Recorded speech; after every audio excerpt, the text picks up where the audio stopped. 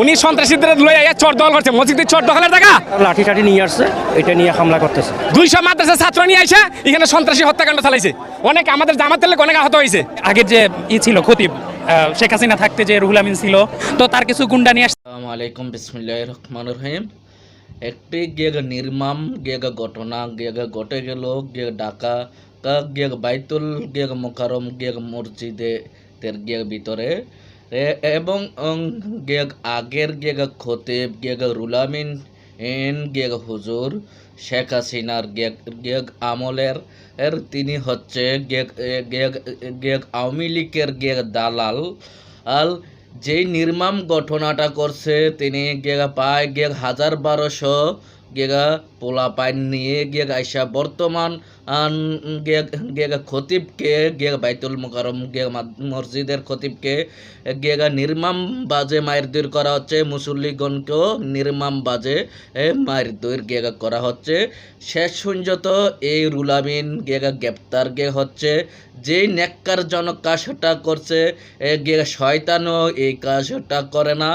শয়তানেও রুহুল আমিনের কাছে সে হার মেনে গেছে। সে ইবলিশ শয়তানের থেকেও আরো খারাপ রুহুল আমিন একজন মুনাফিক। মানুষে হইলে সে কখনো মসজিদের মাধ্যমে এই কাণ্ড করতে পারে না। বিস্তারিত তো খবরগুলা আপনারা দেখুন, দেখলে বুঝতে পারবেন। এই মসজিদের মুসল্লিগণের কথা এবং হাজার এবং কি বাজে মায়ের দূর করা হচ্ছে, এরকম মসজিদের ভিতরে কোথাও দেখি নাই। হ্যাঁ, যেই নেককারজনক কাজটা করছে, হ্যাঁ, একজন খতিব হয়ে মাওলানা হয়ে কি বাজে যে স্বৈরাচার শেখ হাসিনার দালালি করতে পারছে, আপনারা দেখুন।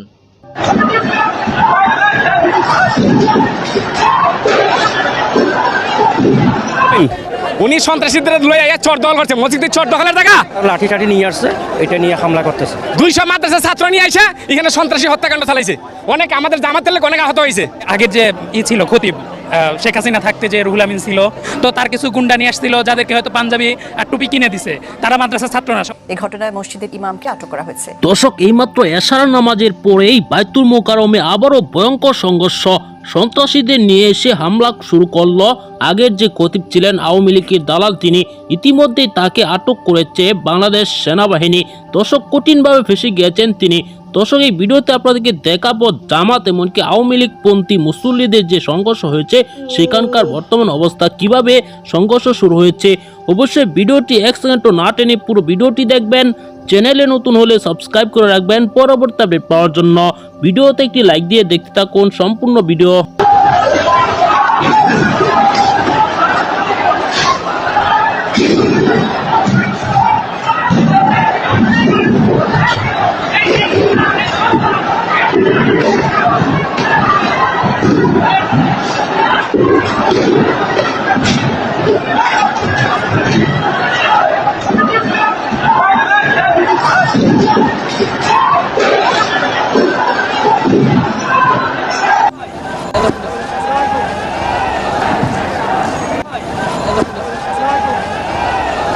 নামাজের আগের যে ছিল খতিব শেখ হাসিনা থাকতে যে রুহুল আমিন ছিল, ওনার তো গত 2 সপ্তাহ ছিল না, উবাইদুল্লাহ সাহেব ছিল, যে মুহিত খানের ভাই, উনি ছিল গত 2 সপ্তাহে।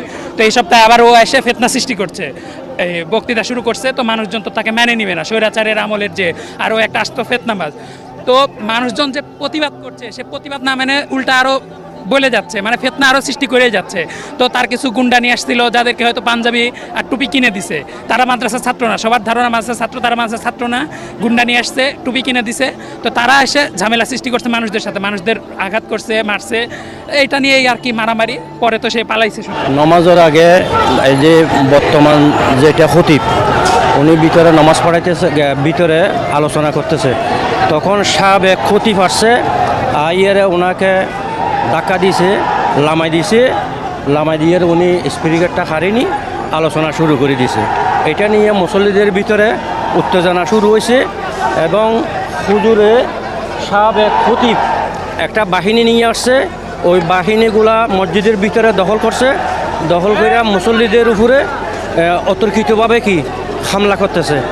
মানে যেটা ভাই এরা লাঠি টাঠি নিয়ে আসছে, এটা নিয়ে হামলা করতেছে। কওমি মাদ্রাসার জননী উপাধি দেওয়া এই রুহুল আমিন, উনি সন্ত্রাসীদের লইয়া চর দখল করছে। মসজিদের চর দখলের জায়গা এটা আল্লাহ লোকের জায়গা। হ্যাঁ, এরা সন্ত্রাসী লইয়া 200 মাদ্রাসার ছাত্র নিয়ে আইসা এখানে সন্ত্রাসী হত্যাকাণ্ড চালাইছে।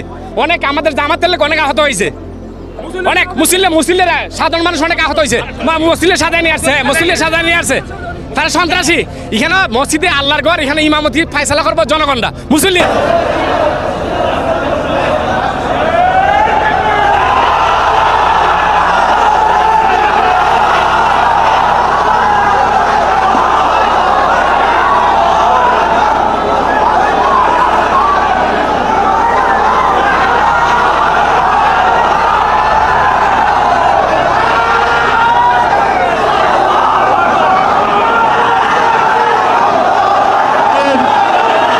বসেন সবাই, এই সবাই বসেন, সবাই বসেন, সবাই বসেন, শান্ত হন সবাই, এই শান্ত হন সবাই বসেন, মসজিদের আদব রক্ষা করেন,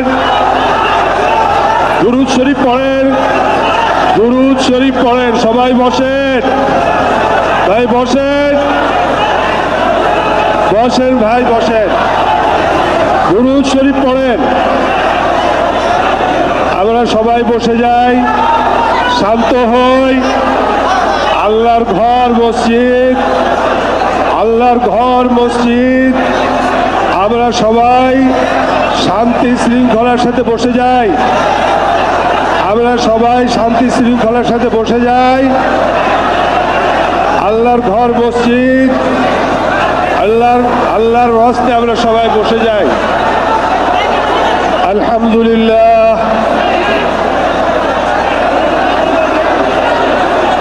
আমরা সবাই বসে যাই, ভাই আমরা সবাই বসে যাই, ভাই বসে যাই সবাই, ভাই বসেন, বসেন সবাই বসেন, বসেন ভাই বসেন। আল্লাহর ঘর মসজিদে এরকম কিছু করেন না ভাই।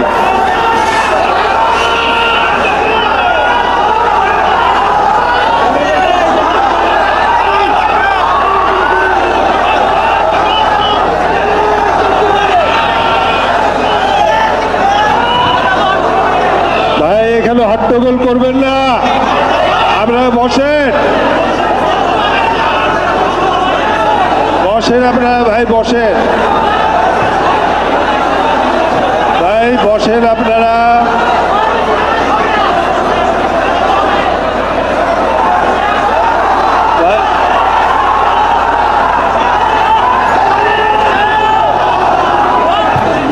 ভাই আমরা বসি, ভাই ভাই শান্ত হন, আপনারা বসেন।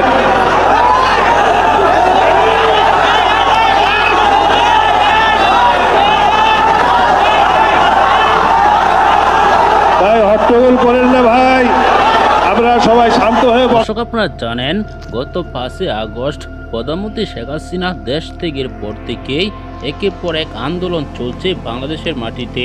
ডক্টর মোহাম্মদ ইউনূসকে বিপদে ফেলানোর জন্য কিন্তু এসব ষড়যন্ত্র করছে আওয়ামী লীগ।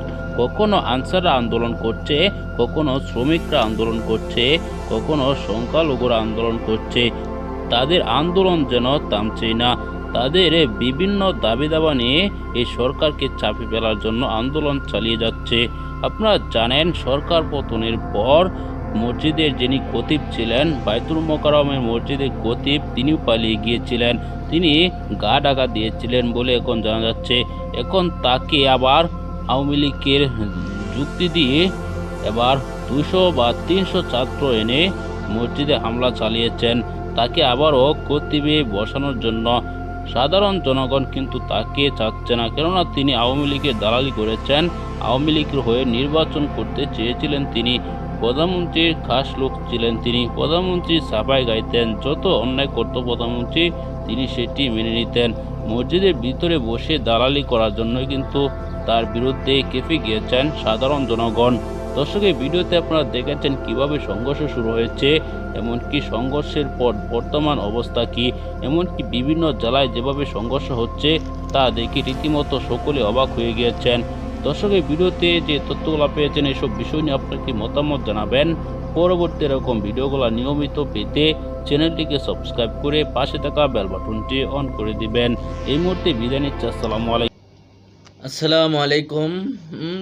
আমার প্রিয় বাইরা, এরা আপনারা সবই দেখছেন, সবই শুনছেন কি নির্মম ঘটনা ঘটে গেল ঢাকা বাইতুল মুকাররম মসজিদের ভিতরে জুম্মা নামাজের দিন রাইতের 9টা আনুমানিক। আমি প্রশাসন ভাইদের কাছে আমি বলতে চাই এবং ডক্টর ইউনুস স্যারের কাছে আমি বলতে চাই, আপনিও একজন মুসলিম, আপনার ভিতরে যদি বিন্দু পরিমাণ ইসলামের প্রতি চেতনা ভালোবাসা থাকে, এই খতিবকে রুলামিন হুজুরকে ডাইরেক্ট সরাসরি করস ফায়ার করে দুনিয়ার থেকে সরাই দেন। আমরা জনগণ বলছি, আপনারা যদি রুলামিনের কঠিন বিচারের পদক্ষেপ না নেন, ডক্টর ইউনুস স্যার আমি হুঁশিয়ার বার্তা করে দিতে চাই আপনাদেরকে এবং সেনাবাহিনীদেরকে, জনগণ যদি খেপে যায় ডক্টর ইউনুস স্যার আপনি ক্ষমতায় থাকতে পারবেন না 5 মিনিট। আপনি এই বিষয় নিয়ে অতি তাড়াতাড়ি পদক্ষেপ নেন।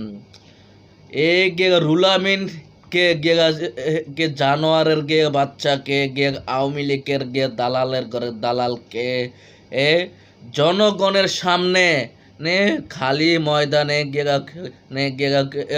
করস ফায়ার করে মারতে হবে তাকে।